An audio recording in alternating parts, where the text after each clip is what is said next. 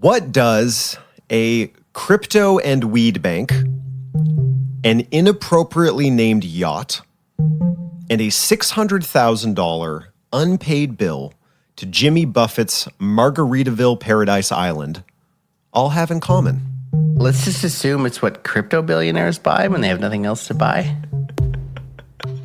Due to a recent public filing, we know there's some of the crazy stuff that Sam Bankman-Fried and FTX bought during their reign of crypto supremacy. I love it. On this episode of Hacked, we are discussing all the wild stuff FTX bought before it all came crashing down.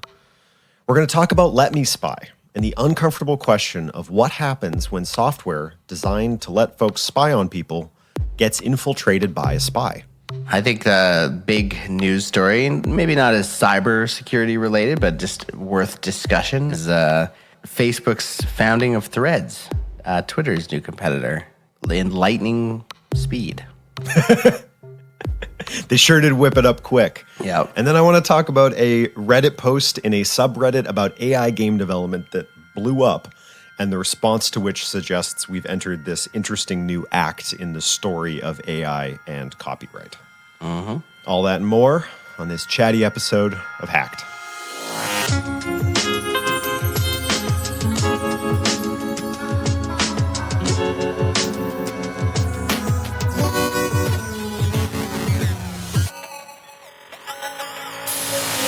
Scribbledy bip bop boom. Someone on Twitter loves our theme music. I saw that. Yup. They love specifically the outro music.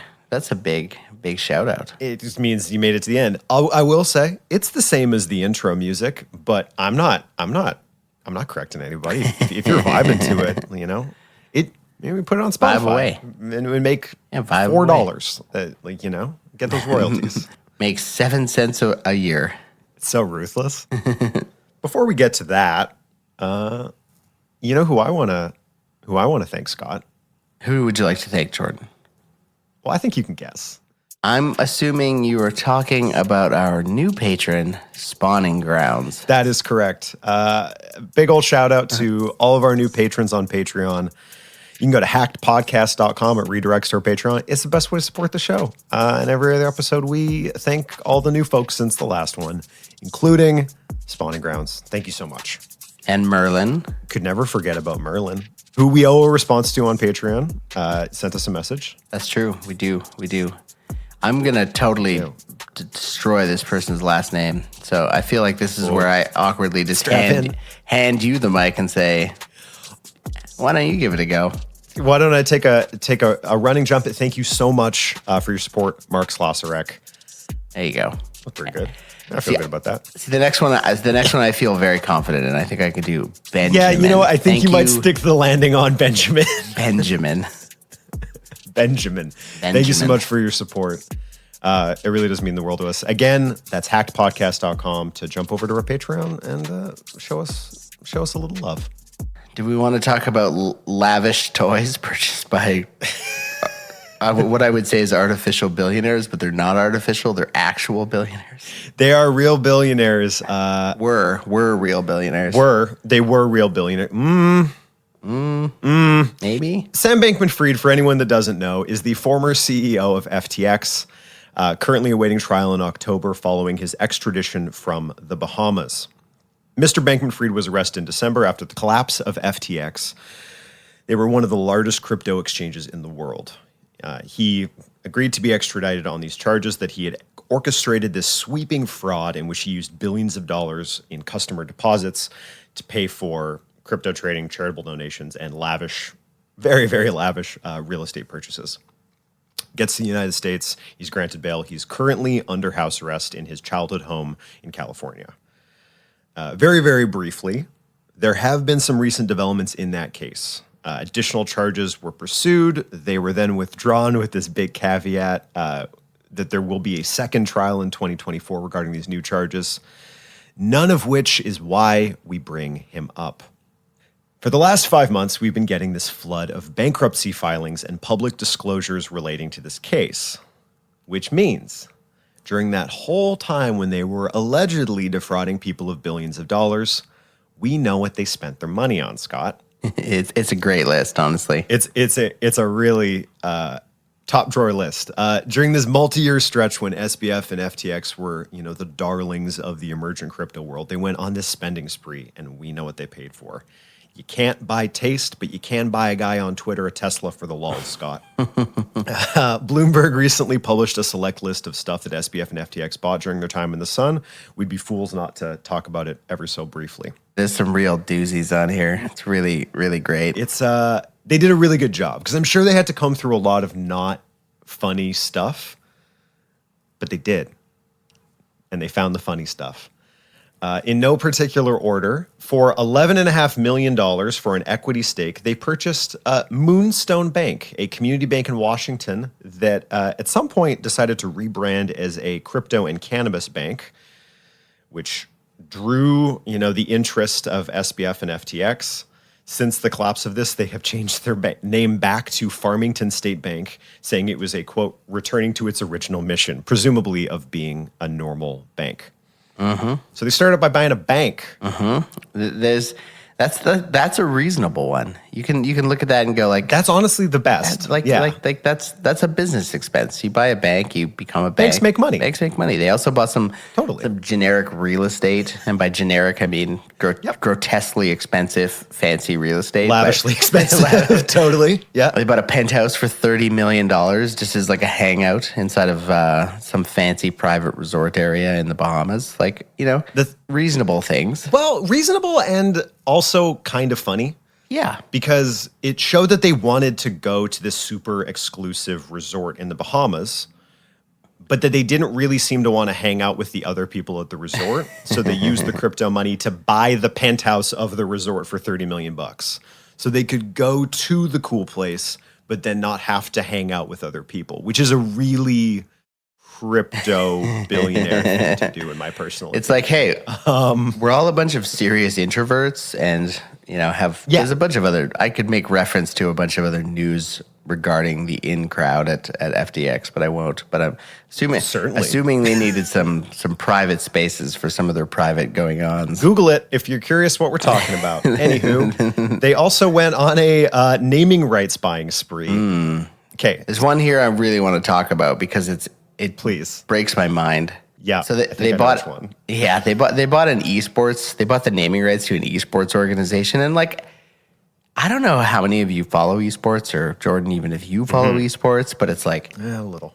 I follow esports a bit, and I've been trying to figure out how that industry survives because I don't think they really make any money, and these organizations spin up and go away in a 5-year cycle.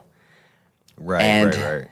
And if this is any indication, esports teams are wildly successful because FTX bought naming rights to an LA-based esports team, most notable for their Super Smash Bros. Team, for $210 million. Get that bag, Team Solo Mid FTX. That is... for 200, let's just contrast that with the other crazy naming rights they bought. So they bought the naming rights to Miami's premier NBA facility where the Heat play for 20 years or 19 years. They only paid $135 million for that. In contrast, a deal. They got a real deal on that. So it's some esoteric Super Smash Bros. Esports team for $210 million versus naming one of the most premier sports facilities in North America for 20 years for $130 million. Yep. Wild to me. Yeah, they didn't, a minor correction, they didn't buy an esports naming rights thing. They bought a bunch of them. They bought the branding to the League of Legends Championship Series. The important thing about all of these naming rights things is when the person who bought the naming rights to your thing becomes the poster child for a whole new genre of fraud, do you have to keep the name on your thing? The answer to which will be figured out in court because all of these things are currently suing FTX. I think the League of Legends Championship Series is suing FTX. I believe formerly FTX Arena, now the Kaseya Center. I think they're in a lawsuit. I'm not totally sure about that. I would assume as much. Like the the contractual value for their sponsorship deal is massive. You know, also the Mercedes F1 team was a big FTX partner. Right. It's not on this list, but I know it because I watch F1. But the like the amount of money that they threw, it's reminiscent of a. I'm not gonna say it was a Ponzi scheme, but that's a lot of money to spend on marketing. Well, we'll wait for the next couple of years worth of court cases to decide that one. And Team Solo Mid FTX. The Super Smash team has dropped FTX from their name. So in addition to a bunch of naming rights stuff, in addition to a penthouse inside of a clubhouse so you don't have to talk to the people in the clubhouse, they also bought a yacht. A pretty modest. A pretty conservative yacht. Pretty modest yacht. Alameda Research, the hedge fund that was sort of embroiled in this whole drama, bought a 52-foot yacht for its co-chief executive officer, Sam Trabucco, for $2.5 million. That's not really the interesting part. The name of the vessel, this fine seafaring vessel, Soak My Deck. Soak My Deck is what they named their boat. What happens when you give a bunch of... I'm not going to finish that statement. I don't need to say anything else. There's nothing to say about that. But anyway, they bought a $2.5 million boat and then named it that. Pretty in the world of $1 billion boats, spending $2.5 million on a boat seems like a reasonable expense among this list of insanity. Given that they bought $24.4 million in Bored Ape Yacht Club non-fungibles, I would tend to agree. Yeah. They played it real conservative when they bought the other Sam 2, a boat. Oh my God. We have to do an episode on NFTs one of these days. I know we talked about it. We've touched on it. Yeah. But $24.4 million for a bunch of ape photos that were digitally generated. It just...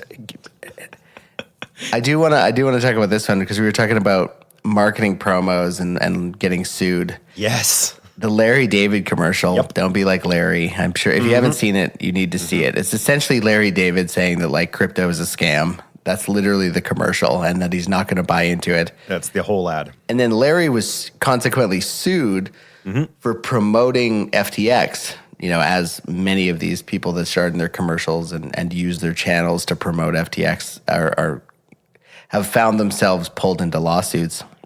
And Larry's like, no, the whole commercial, I was telling you not to do it. It's like... They paid me $20 million to tell you not to do it, which is very funny. Yeah, very funny. A very funny thing to say. Not unintentionally funny. Credit where it is due. That's a pretty funny way to respond to this whole situation. Yeah, but I honestly think, because he also, apparently, I don't know if this is true, but I'd heard that a lot of the people that did promotions for them and were offered major gigs, they were offered to be paid exorbitantly more in crypto. And Larry was like, absolutely not. I want real money. So true to his words, he was like, no, that's fake money. Give me real money. The thing is I think he's got I'm not sure what's happened with these lawsuits. We should pull it out, but I think he have a decent legal leg to stand on because FTX, the company is don't be like Larry, but Larry at least consistently is no, I don't believe in crypto.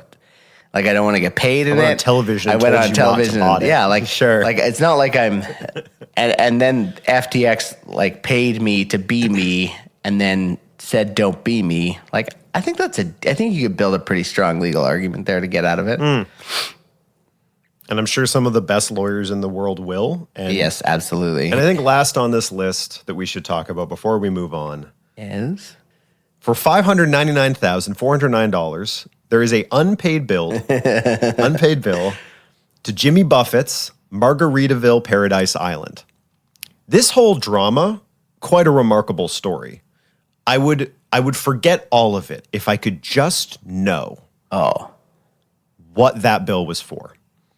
What did they spend $599,000 at Jimmy Buffett's Margaritaville Paradise Island on? Presumably, there's very fancy hotels.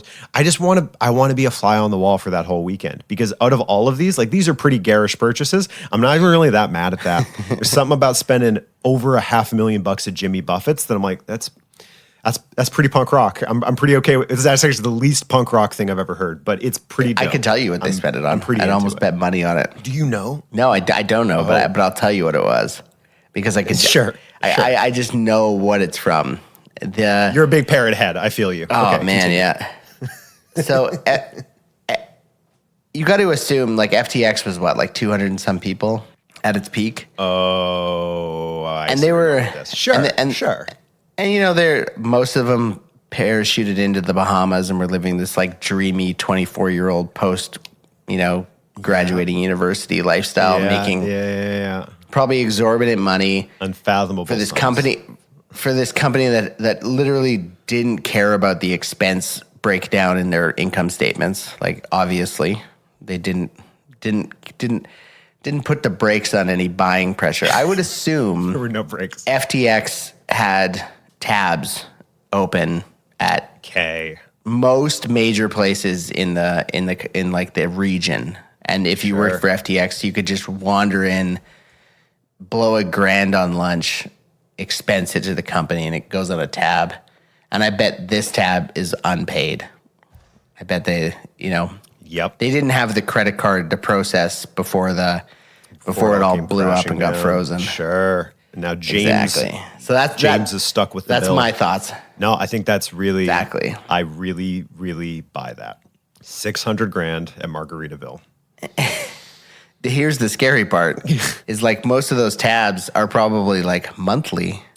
Oh my! So you've got to assume that in like the year preceding this, they might have dropped $7 million at Jimmy Buffett's Margaritaville Paradise Island. Which maybe that's where they like to have after work drinks. Honestly, not mad about it. Yeah. Get that money, Jimmy. Like, get yours. If you work for a company that will literally just spends money on anything and takes care of the staff, like, that's pretty amazing. Like, you know, sure, but fair enough. Granted, they were spending other people's money when they were buying you those drinks and food. And, for sure. Trips and first class flights and. Oh, don't get me wrong. I'm mad about it in a much larger sense, but I'm not mad about Jimmy Buffett getting paid.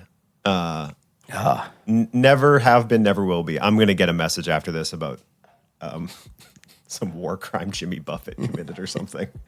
But just going by his beachy breezy attitude and reputation, I feel pretty good about it. Nice. So that's just some of the crazy stuff that SBF and FTX bought. To hard pivot, let's do the hardest pivot that will occur in this episode.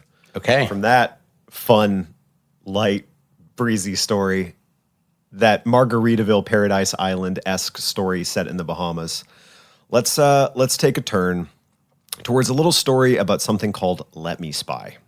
Let's talk about Let Me Spy and what happens when the bad thing that your product has empowered other people to do happens to you. In case it was not totally clear from the name, Let Me Spy is a phone monitoring app for Android. You install it on someone's Android device locally, and Let Me Spy kind of quietly uploads text messages, call logs, and precise location data from the phone to their servers, which is then accessible to the installer.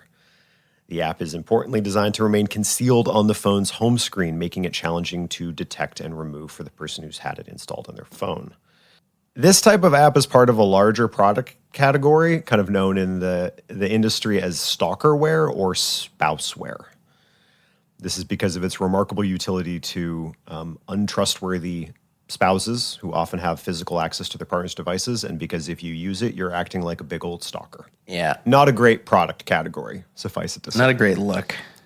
You know? Not a great look, not a good thing to do. Don't use these apps. The big irony of these things, the irony here is that despite their deep access to a person's phone, these surveillance apps are notorious for bugs and basic security errors.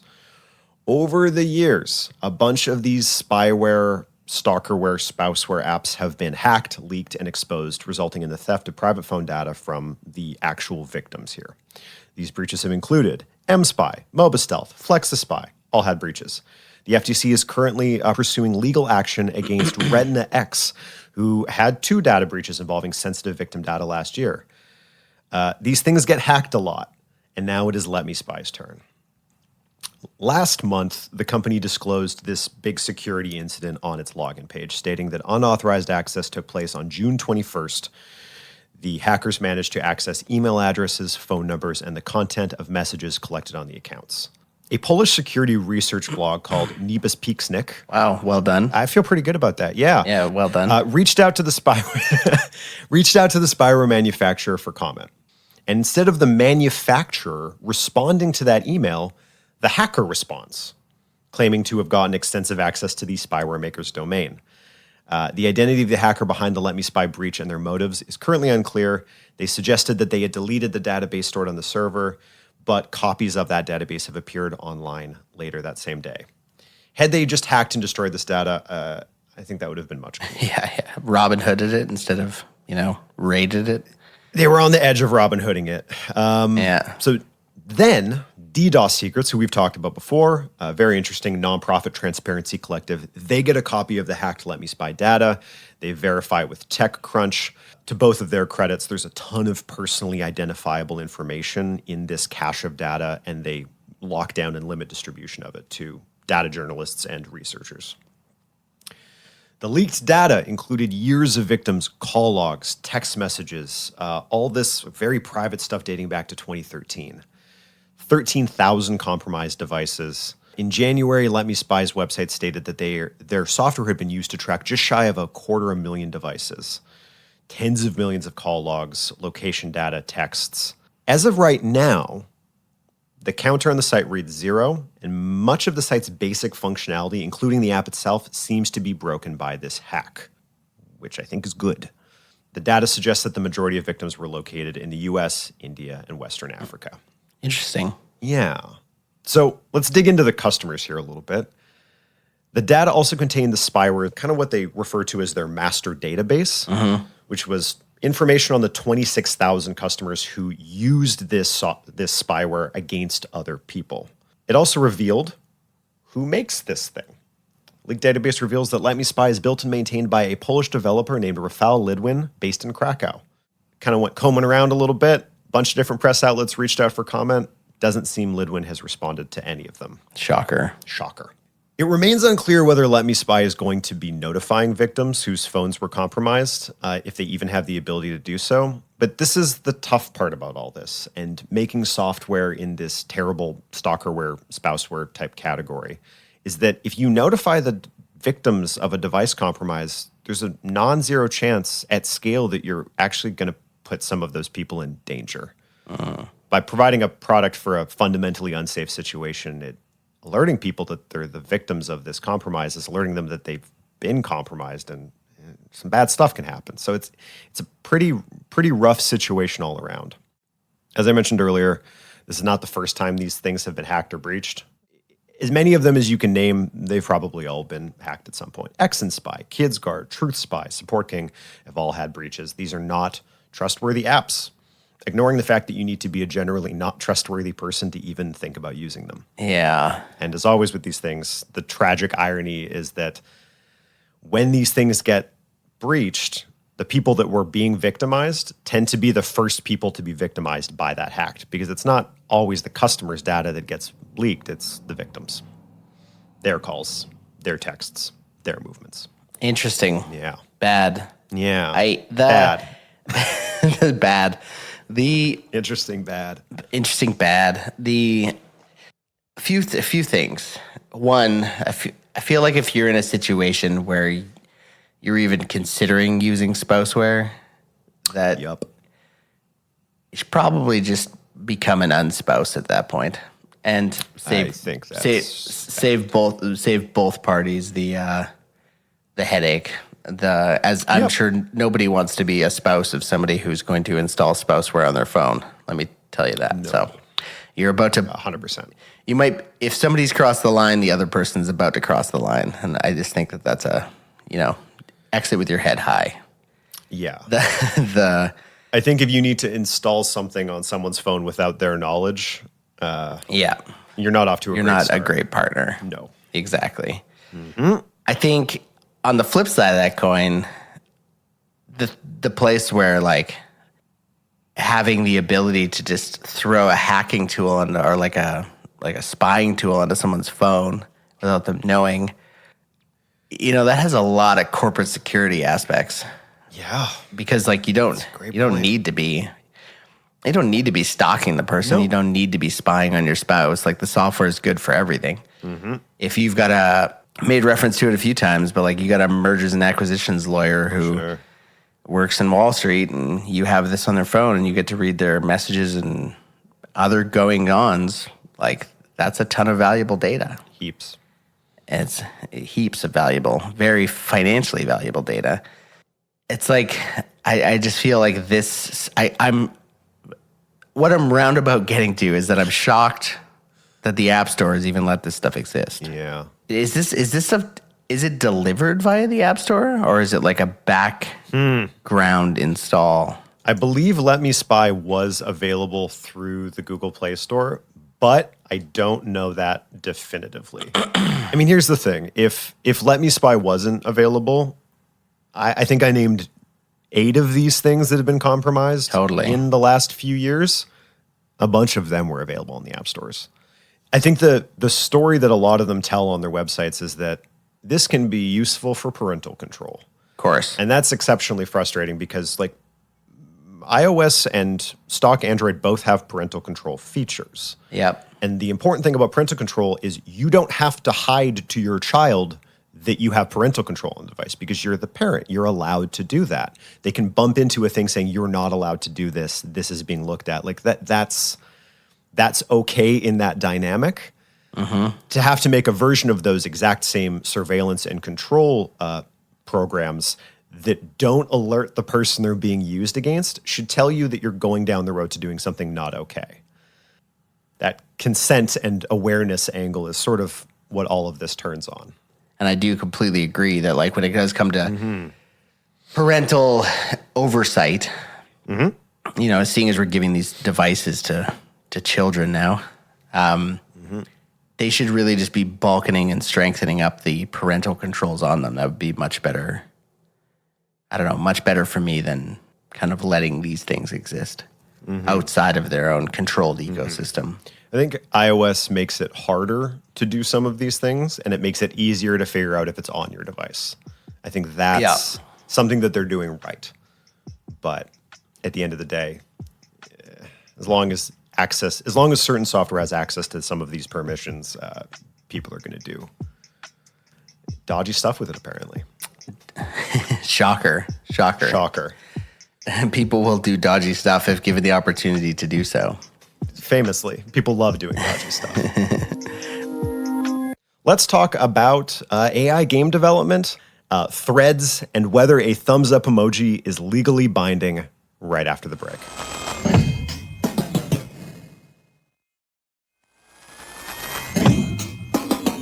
Just a quick hit on this one because it's funny and it's local to us-ish. Yes. Ish.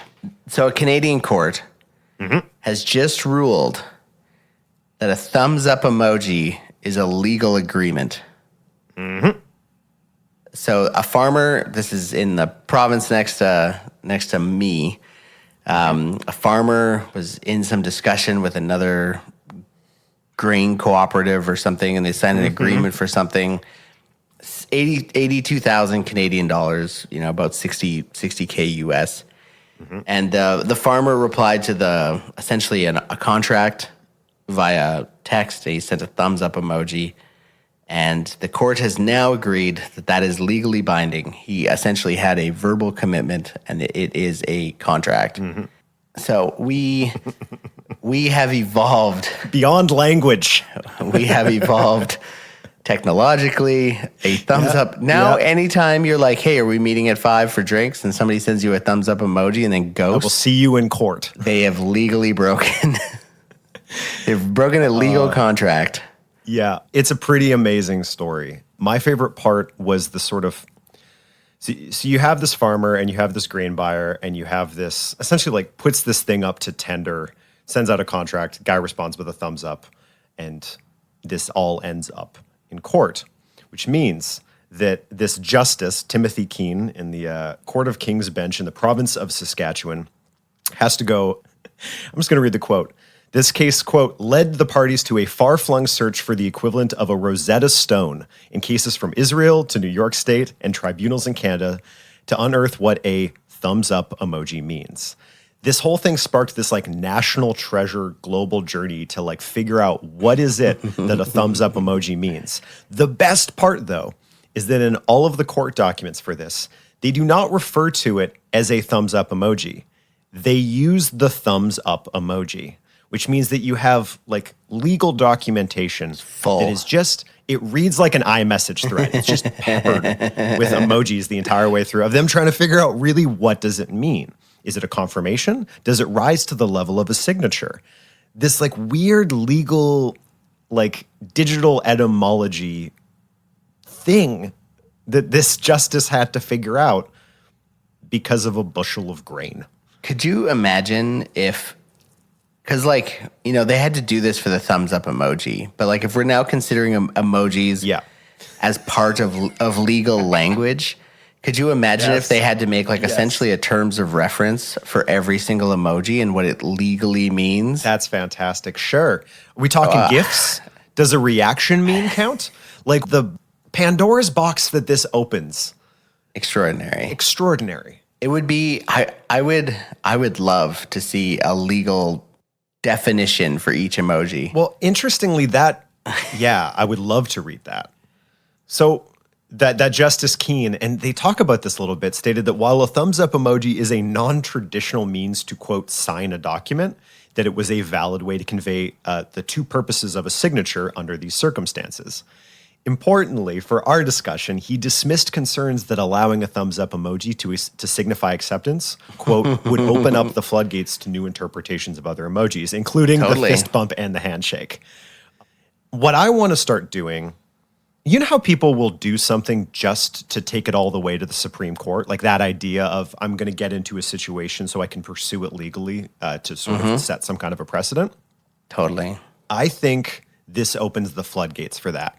What's a poop emoji mean? Like there's so much we don't know about these symbols we use every day now that they've entered the legal sphere, and I intend to find out. Not only that, like could you imagine being somebody later in their career who maybe doesn't speak emoji as well, and all of a sudden you're like, you know, maybe you use them occasionally in text messages and in conversations. You know, you use the ones you know. Maybe you like, you know. Yeah, sure. Like you didn't grow up with the palette, so you're not familiar with all the colors. And then all of a sudden you're being legally held to these things. Like, it's good. I think that's explicitly what happened here. I don't get the sense Kent Mickleborough knew when he was texting with Farmer Chris Actor that's what, like, I have to assume the thumbs up emoji didn't mean to be a signature, but maybe that's the wrong assumption. Maybe that's exactly what he meant to do. And then when the price of that crop went up, he tried to renege. Maybe this is exactly how this should have gone. See, but like I don't know. Like, you know, in more contemporary uses of the thumbs up emoji, it's essentially used to kill a conversation. Like it's essentially like a okay with a good, like a wave goodbye. So like maybe somebody's like, hey, here's that contract. And he's like, got it. Yep. Like thumbs up. Like I got the contract. I'll take a look at it. Not like thumbs up. Yes, it's agreed to. I signed it digitally with my thumb. That is what I believe Actor's lawyers argued, was that it was a confirmation of receipt, not a signature of the contract. Yeah, which to me makes like that's hard to. That's a valid argument. It's a valid argument. It's a valid argument. And then Justice Timothy Keene goes on this like Da Vinci Code research quest about what an emoji means. The response to which is, well, my client did not. Exactly. They weren't using it. It's valid that is sort of you found the Rosetta Stone, you translated it, you used the codex. That's what it means. Great. The client didn't know that. Yeah, Does it matter if you don't know what a signature means when you sign something? I have no idea. You're applying but it's not immediately clear. You're applying a definition to something that everybody uses differently, and nobody really has a dictionary for this language. Yes. You've created the first entry of it, and you're now holding somebody legally. I can't wait for this one to go. Like, this is going to go up in courts for sure. It's going to get appealed up. And I say this earnestly, not because I agree or disagree one way or the other. I really want to interview Justice Timothy Keene. I just want to understand what this person learned about the thumbs up emoji. Because it's got to be more than has ever been studied or read or assembled about the thumbs up emoji. Like, they might have become the foremost expert in that symbol over the course of this case. And I want to talk. Great news for you, Jordan. When the decision is launched public and is released via the court services, you'll be able to download it and read it. It might even be up now. It was pretty recently, so it might not quite be up, but you'll be able to read the entire justice's decision and all of their substantiation, which would be, I think, actually a pretty fascinating read. I will nuke our audience. I will eliminate half of people will unsubscribe when we release our 3-part deep dive. Oh, it is out. Is it? I'm looking at it. Sick. Yeah. Oh, man. Maybe you should just do a Patreon episode where you just read this entire thing. Okay. It's all coming together. That's what a thumbs up emoji means. Before we get to the future of AI and copyright, let's chat about a little development in the social media and consumer tech world this past month. The dawn of Threads. Interestingly, 5 days of launch, it's 100 million signups. That's the sort of big headline this last week, is that it grew. I think it beat ChatGPT as the fastest growing online platform to hit that milestone. Quite impressive. Makes a lot of sense. You have this massive social graph from Instagram that just gets cleanly ported over to your new thing. Yep. It's like 2 clicks to jump over to this. And there's a great deal of chatter amongst, Twitter users as to whether or not they like the platform and where it's going and its current ownership. So it sort of opens up this big ol' fun conversation about which social media owning tech billionaire are you currently aligned with? Well, I just want to talk about the growth really quick, because I'll tell you that sure. the main reason why I popped into the app, downloaded it and popped into it, because it's not online, very Instagram 1.0-y, is like name squatting. Like, I went on there just to make sure that I got a handle that wasn't, user 38694723, classic. Sure. New platform exists. People jump on it just to make sure that they get whatever username they want, or, try and get great usernames to hold them and sell them later. Like, it's just a classic, but it does. I was disappointed to see that it was just, well, I guess I'm not disappointed to see, probably happy to see that it just uses Instagram's username stuff. So you just instantly get your Instagram handle. So a account on one is an account on both. Sure. This last 2 weeks, we kind of watched the trough of disillusionment start for ChatGPT. Anyone doesn't know, there's this idea that as we get new types of technology, we all go, oh my God, this is incredible. It can do everything. And then we realize what it can't do. And we get disillusioned and think it can't do anything. And then we inevitably end up somewhere in the middle where we have a more accurate understanding of what the thing really is. And people were talking about how ChatGPT's user base started shrinking for the first time since it came out 7 months ago. Interestingly, about Threads, by pegging it to a Instagram account and making it so that you can't delete the Threads account individually from the Instagram account, at least for now, you have essentially made sure that you're probably never going to have user base shrinkage. It's super clever. Yeah. I'm sure they'll pull that back at some point, but it is they'll have to. It's a very considered choice from a very considered company.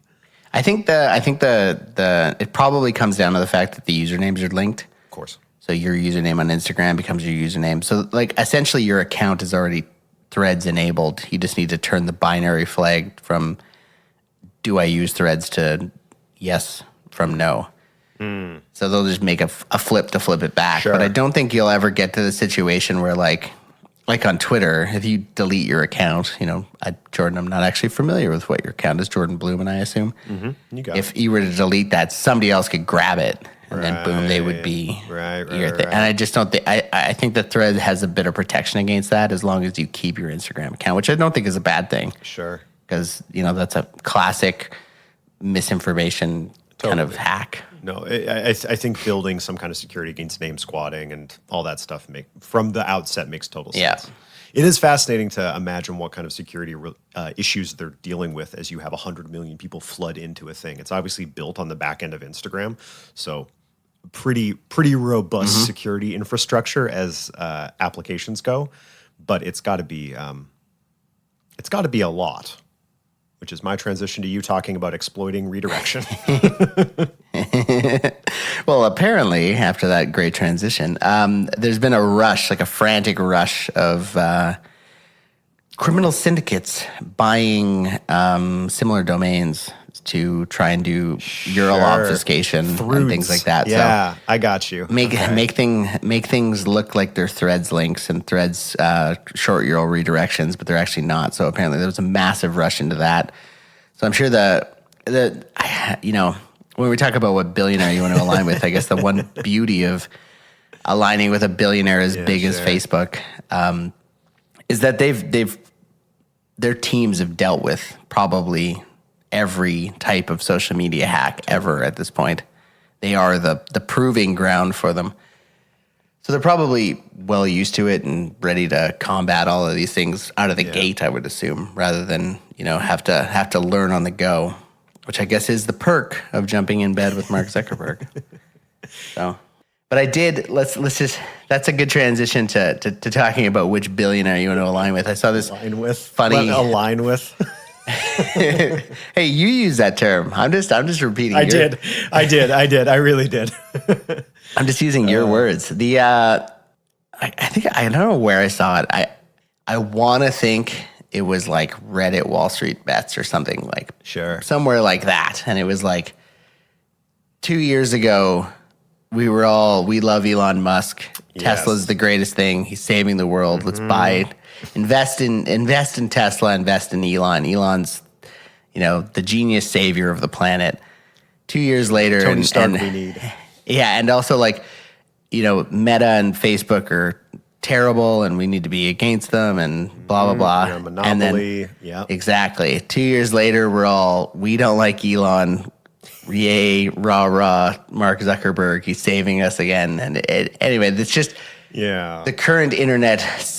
The cyclicalness of the internet is its own comedic thing. But I don't know. It's a I'm a fundamental rights person. I've said that before, and I've talked about it in other episodes. And it's like I believe in free speech, and I don't agree with strong moderation as it limits dialogue and can limit discussion on things. So I don't think, whether you like the current state of Twitter or not, I think it's better than having, speech and thought policed. That's me.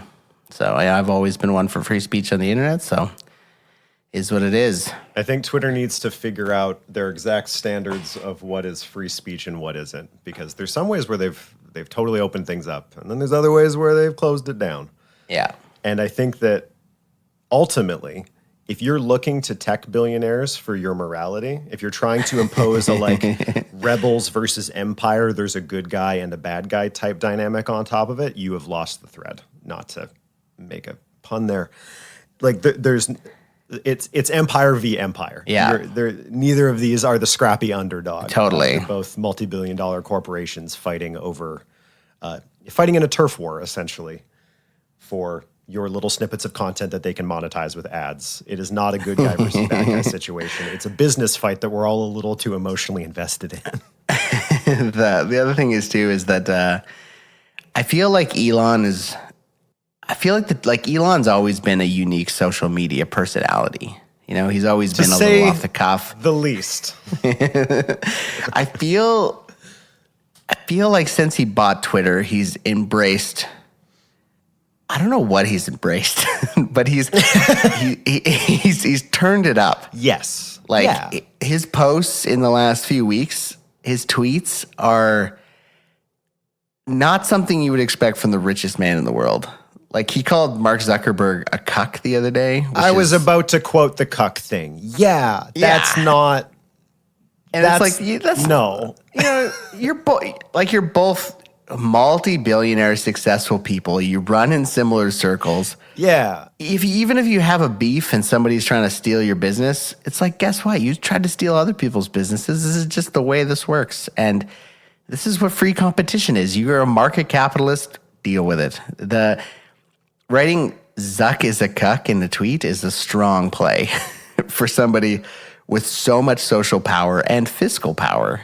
You know, with great power comes great responsibility. And I don't know if he's just embraced the bad boy image or what's up with him, but he's definitely such a bad boy. Well, he's definitely got his leather jackets and his little motorcycle. But he's just like he's a bad boy now. It seems like he's embracing a bit of the dark side of the discussions lately, and it's like, you know, being a promoter of free speech and stuff is great, but it's like at the same time you don't need to. Yeah. I don't know.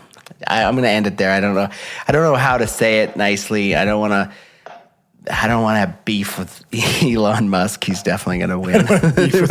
but it's like he would definitely win. It's like going from somebody who like 3 years ago, 4 years ago, could have run for president and probably won handedly, to now being somebody who, I don't know. It's an interesting twist to watch. From Tony Stark to shitposting on a social media app you bought for the lulz. Exactly. Is a pretty weird turn. Yeah, exactly. So, anyway, Threads. That's Threads. Let's wrap it up by talking about a little development in the world of Steam and Valve and AI and copyright. So, about a month ago, a Reddit user named PotterHarry97 posted in r/AI game dev, a post that has been like very widely reported on and circulated. It got a response from Steam and their parent company Valve on an issue that they're typically quite tight-lipped about, which is their approval process and content moderation. Title of the post, I'm just going to read it in its entirety. Title, Valve is not willing to publish games with AI-generated content anymore. Body, hey all, I tried to release a game about a month ago with a few assets that were fairly obviously AI generated. My plan was to submit a rough version of the game with 2 to 3 assets / sprites that were admittedly obviously AI generated from the hands, like 9 fingers, I'm guessing, and to improve them prior to actually releasing the game, as I wasn't aware Steam had any issue with AI generated art. I received this message. Hello. While we strive to ship most titles submitted to us, we cannot ship games for which the developer does not have all the necessary rights. After reviewing, we have identified intellectual property in game name here, which appears to belong to one or more third parties. In particular, game name here contains art assets generated by artificial intelligence that appear to be relying on copyrighted material owned by third parties. As the legal ownership of such AI-generated art is unclear, we cannot ship your game while it contains these assets, unless you can affirmatively confirm that you own the rights to all of the IP used in the dataset that trained the AI to create the assets in your game. Yikes. The post blows up, gets widely covered, and Valve responds. And they confirm they will no longer accept products that have been created using AI content that infringes on copyright. Given that that policy applies to almost all current AI-generated content, it is being, I think, rightly interpreted by many as like a de facto ban on AI on the platform. Mm-hmm. Just for art, I'd say there's probably still a lot of AI copy generation going on these days. That distinction is more to do with that it's harder to prove that copy was generated by an AI, though there are some lawsuits we'll talk about that are getting into the tech side of things. Valve spokesperson Casey Boyle clarified that the company is not trying to discourage the use of AI in general, like as a broad category, but they're really focused on existing copyright laws, saying that it makes it really difficult to demonstrate that a developer has sufficient rights to use AI assets in a game. Mm-hmm. For anyone who is unfamiliar, we've both worked on game projects before. When you make a game, there are multiple stages during that process where you essentially make a promise to someone up the line saying you own all the stuff in the game. If you're a developer, when you sign on with the publisher, you say to them, I'm signing this contract saying I made or have rights to everything in this game. Any vendors that provided you assets sign a similar thing. When the publisher then goes to distribute the game, they sign something similar. It's everyone just saying, yes, we have the rights to this. There isn't like a Beatles song hanging out in this game that we didn't pay the money for. Yeah, there's not a lawsuit waiting over the next. There's not a lawsuit over the next horizon. Exactly. So the question here, and it's super interesting, is that if you make content using an AI tool like DALL-E or Midjourney, can you say that you own the copyright when the models were trained on content without consent of the copyright holder? That question is at the heart of like 9 court cases going on in the US right now. Mm-hmm. That is the question that Valve is waiting to be answered. ChatGPT, DALL-E, Midjourney, Dream Fusion are all trained on these big bodies of data scraped off the internet. You've got Getty Images versus Stability AI, a bunch of novelists against OpenAI, the maker of ChatGPT. And these are all kind of arguing that AI companies like OpenAI are essentially repackaging and selling products based on millions of people's copyrighted work, which is both, I think, true and a way of using the word repackage that has never really been done before. Mm-hmm. It's not repackaging in the way that you would understand that term. The companies defend themselves by arguing that training an AI generator to produce new text or images based on ingested data is more akin to a human writing a novel after being inspired by other books, a painter painting a painting having been inspired by paintings. But data is different than a memory. And so that answer also isn't immediately clear. It's going to be a fascinating outcome. See what they decide on that one. Yeah. The results of those cases are going to entrench into law the answer to that fundamental question. Is this infringement or interpretation? And also, interestingly, as different legal jurisdictions, as different places reach different answers to that question, the future of generative AI is probably going to fork and start evolving in some very interesting ways. The one with Getty Images, I think, is interesting because I remember seeing art assets generated by the AI that had literally the Getty tag in it. Like, if you've ever seen Getty stock, sure, there's a little bar that sticks across that's like property of Getty Images. I don't exactly remember what it says, but it essentially has like a little bar that demarks. Well, Getty Images, watermark. Exactly. Yeah, it's a watermark. And it was generating things with essentially an AI version of the Getty Images watermark. And people were like, well, this is strange. Yeah. So yeah, it's hard to argue that your content wasn't scraped in that process. But can you argue that then you have to argue whether it is an interpretation of that content or just a repackaging and infringement of it? Yeah. It's really interesting. I think that I don't know, I'm intrigued because I think at some point you're going to get a situation where like maybe Getty will release their own generative AI and train it using their... I think that's exactly... Yeah, their tagged photo set because what better way to train something than to give it a massive pool of images like Getty owns that are completely tagged with what they are. And, you know, it's just a real easy way to train an AI is to have a data set that large for a training set. So I think that you're going to start seeing massive licensing agreements, which I think is reasonable. Like if somebody wants to, like it's like if you, I don't know, it'll be. I agree. I think it'll come to an end. But this is a fascinating little twist in the story. I can imagine a world where there's some sort of like central. Maybe someone makes a product where you can basically check a box to pay a certain licensee. Do you want the Getty Images plugin? Like, do you want that data set fed into the model when you generate this next batch of images? That's a $3.99 a month subscription. Do you want the Flickr one? Do you want the DeviantArt one? Do you want the this, or this one? Those are all essentially little boxes you check that pay a small stipend to the original rights holders. I think that will quickly reveal that people that have uploaded content to those sites aren't actually entitled to compensation for the things being used. But that's a separate thing, and it kind of has to do with how we economically treat artists on the internet. But I can't imagine a world where there is money exchanged, and I can't really imagine a world where there isn't. Exactly. Because at a certain point, really well-funded IP holders are going to realize that, like, yo, Mickey Mouse is in that. Like, at what point does that become the discussion of, no, you can't generate new Pokemon, and I know you're infringing on Pokemon because I can make Pokemon with this. Yeah. That's going to come up at some point. Yep. Getty Images is a big fish, but they're not as big as Disney. Well, and the thing is, well, I don't know. Yeah, they're not as big as Disney, but they are very big fish. They're big. They are big. They're bigger than Stability AI. But your comment about people creating intellectual property and realizing that they don't actually own it, or that they don't have complete moral right, or that they've given it license. away. Exactly. Yeah. I think Instagram is to go full circle. This is going to become a piece of that puzzle too. There's so many. Like, I don't even know how many posts there are on Instagram. It's going to be millions, billions, trillions, and that's another massive training data set. Like they essentially know what's in every one of those images too. Like that's how their discovery algorithm works.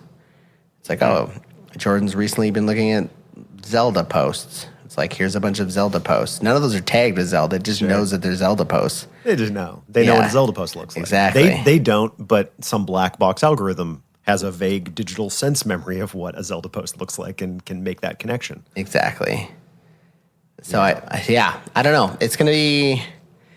I think this one's going to be pretty cut and dry, honestly. I think this one's going to come back as saying that the models don't have license to the data sets that they were trained on, even though the data set is somewhat publicly accessible. It doesn't mean that they have the rights to use it commercially. I think that's a pretty... Yeah, to remonetize it. Yeah. I think that's probably going to be where it goes. Yeah, I think this one's going to be pretty easy. So I do think it's going to be the little mini indie game developer, solo project style. Yeah. I know people were really getting into, it's a really easy way to generate some basic art assets. And, it sure is. If you're a developer, non-designer who's building yourself a small test game in Unreal and you just need some assets and sprites, Totally. We have to imagine that the game submitted by Potter Harry 97 had some very prominent assets in it. If you were able to tell, hey, this person has 9 fingers and 58 teeth in their mouth, this is clearly an AI generation.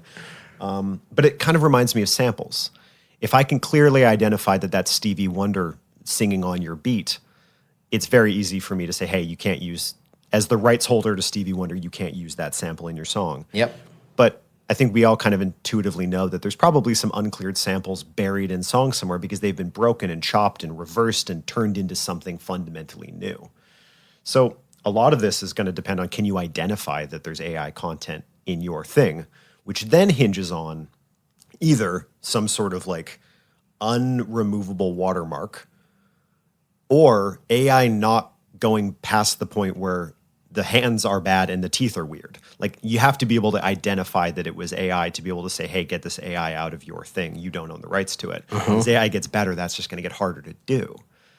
So at what point does AI become adversarial to the copyright holders and saying, we don't really care whether you like this or not? It's going to be a really interesting, for as interesting as the last 7 months have been since this all really kicked off, I think it's going to be a very interesting couple years ahead. And we're going to have to answer some questions about copyright that I don't think any of us thought we were going to have to answer. But I feel like this is the thing for me, is I feel like there's so much precedent in these cases. That's a very legal episode of Hacked. but it is. Yeah, I didn't realize it. Yeah. but the, what was the song that came out? It was the 3 male vocalists, and I think it was very controversial and kind of Oh, Blurred Lines? Blurred Lines. Thank you. Wow. Yeah. You took nothing from me there and turned that into Blurred Lines. That is commendable. It had 3 guys in it, and it did. It had T.I., Pharrell, and Robin Thicke, and it was controversial, and it was at the heart of a copyright case. Yes. It was not a sample. It was a rhythm. If I'm remembering right, it was the drum and bass combo that was at the heart of that. It was essentially found to be inspired to the point that the original copyright holder required payment. Yep. So they had to give, I think, $5 million to Marvin Gaye's family as it wasn't a sample, it wasn't a reproduction, it wasn't exactly the same. It was just it was just similar enough that they had to be awarded money. And I think that's Steam's sphere right there. Yeah. it's like this isn't a reproduction. It's been modified. Like a lot of copyright law has the ability of like if you modify X percentage of it, it's no longer the original work, et cetera, et cetera. I think this is their fear. Is it's like, yes, you generated assets. They are definitely not the same thing, but there's enough of a style borrowing or whatever you want to call it that it infringes the original copyright holders thing. Derivative. And therefore, and Steam doesn't, like Steam's just making sure that they're not named in lawsuits. And I completely respect that because they'll get, if just as a distribution platform, when, was it Potter Harry 73? 97. 97. When Potter Harry 97 gets sued, Steam will get named in that lawsuit. And it's like Steam gets sued along the way, essentially. They will get drive-by sued on their way to Potter Harry 97 completely. The way lawsuits work is the more people you can name in the suit, the higher amount of people need to settle, and you'll make more money. So everybody will get named, and Steam will get named. I think that's wise by Steam to sit on the back seat and wait for this stuff to all flush out because they'd just be putting themselves into, especially with how many games get published on Steam and how easy it is to publish a game on Steam. If they allowed anybody to put any kind of game out there with any kind of AI assets in it, they'd just be opening the door to the lawyer bill of the century. I think it is the shrewd move. And it is juxtaposed against Disney's choice to publish a TV series with an intro sequence that features AI-generated assets in it. Totally. One of those companies has decided to sort of step back and wait for the legal circumstances to get resolved, and the other is, in a small way, forged ahead in using these tools. And it's going to be really interesting to see how that all shakes out. Totally. Thanks for Stalkerware hacked, Steam rejecting games, Margaritaville bills, and thumbs up emojis legally binding. This has been a fun one. Thanks for listening, everybody. We'll catch you in the next one. Take care.